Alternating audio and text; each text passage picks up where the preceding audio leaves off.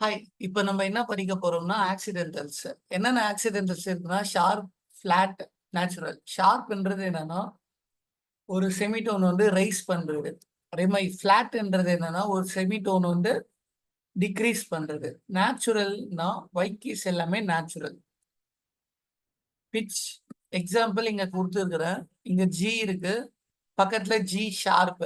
இந்த மாதிரி வரைஞ்சிட்டா G block இருக்கு இல்லையா ரைட் சைடு, அந்த ஜி ஷார்ப் நோட்டை வாசிக்கணும். அதே மாதிரி இங்க ஃபிளாட் இருக்கு, இங்க பி ஆக்சுவலா எவ்ரி குட் பாய் பி நோட்டு, இங்க பக்கத்துல ஃபிளாட் போட்டுட்டேன் அப்படின்னா பி ஃபிளாட். பிக்கு லெஃப்ட் ஹேண்ட் சைட்ல இருக்கிற பிளாக் கீயை ப்ரெஸ் பண்ணணும்.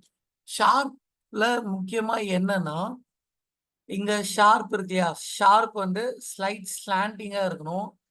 இங்கேயும் பாருங்க ஃபிளாட் வந்து ஸ்லைட் ஸ்லாண்டிங்கா இருக்கும்.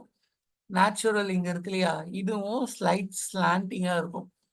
இந்த நோட் ஹெட் இருக்கு இல்லையா, இந்த நோட் ஹெட்ன்றது என்னன்னா இங்க இருக்கு இல்லையா, இந்த இந்த இடம்.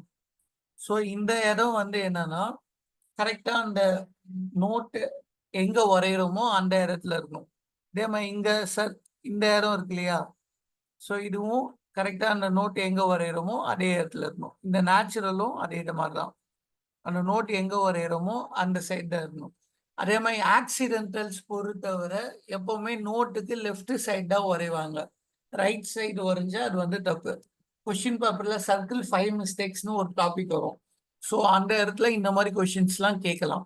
ஸோ ஆக்சிடென்டல்ஸ் எப்பவுமே நோட்டுக்கு லெஃப்ட் ஹேண்ட் சைடு தான் வரையணும். ஓகே, இப்போ கொஸ்டின் பார்க்கலாம். First write over the dotted lines to make flat sharp natural. So அவங்க நோட்ஸ் வரைச்சிட்டாங்க, அது மேலே நீங்கள் வரைச்சி பழகணும். Next write a flat in every space and sharp on every line. So stave line இருக்கும், எல்லா ஸ்பேஸ்லையும் ஃபிளாட் வரையணும், எல்லா லைன்லையும் ஷார்ப் வரையணும். தேர்ட் கொஸ்டின் பாருங்க, write flat just before these notes. அவங்க நோட்ஸ் கொடுத்துட்டாங்க, அதுக்கு லெஃப்ட் ஹேண்ட் சைட்ல ஃபிளாட் சிம்பிள் இந்த மாதிரி இங்க கொடுத்துருக்குறாங்க இல்லையா, ஃபிளாட் சிம்பிள். ஸோ இந்த மாதிரி ஃபிளாட் மட்டும் வரையணும்.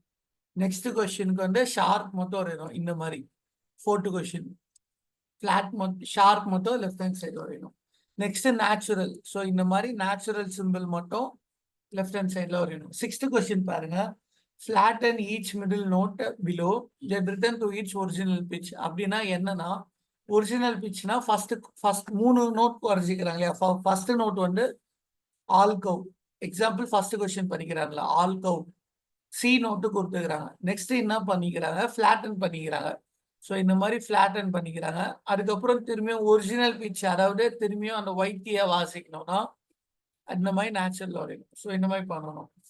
அதே மாதிரி செவன்த் கொஸ்டின் பாருங்க, செகண்ட் நோட்டை ஷார்ப் பண்ணிக்கிறாங்க, தேர்ட் நோட்டை